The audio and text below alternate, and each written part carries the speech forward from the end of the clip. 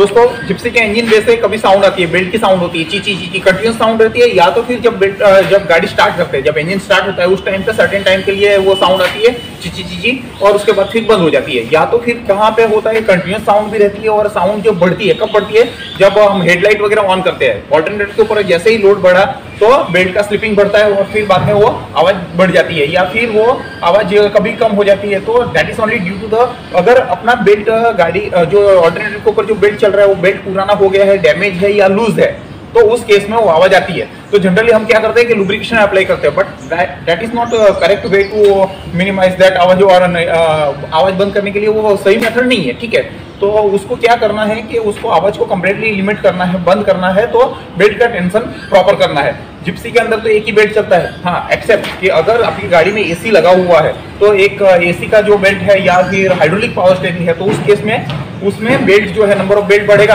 तो एक्चुअली लेकिन फिर भी क्या है कि वो बेल्ट की टेंशन जो है ना, उससे फर्स्ट जो अगर अटैक आती है तो वो ऑल्टरनेटर के बेल्ट के ऊपर ही आती है, वो लूज होने के चांसेस ज़्यादा रहते हैं। तो उसको पहले चेक कर लीजिए।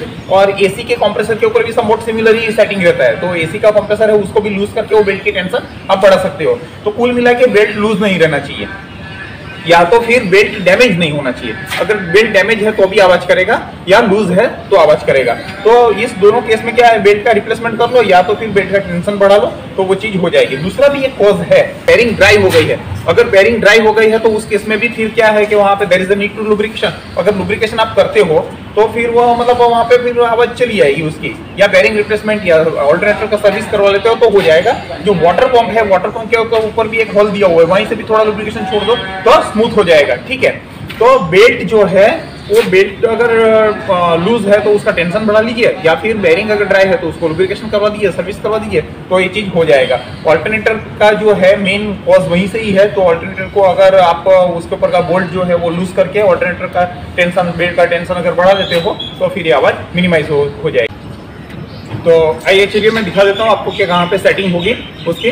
तो उसको मैं पहले गाड़ी स्टार्ट कर लेता हूँ, उसके बाद फिर आपको सेटिंग दिखा देता हूँ।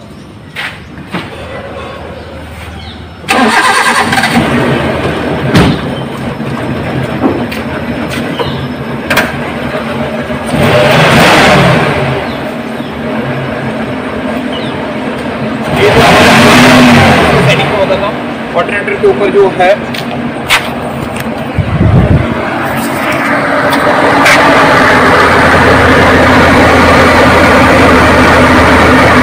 ये बोल्ट है, ये बोल्ट को लूज करना है, ऑल्टरनेटर को बैक लेना है, तो फिर ये जो बेल्ट जो चल रहा है वो बेल्ट की टेंशन बढ़ जाएगी, तो आवाज मिनिमाइज हो जाएगा।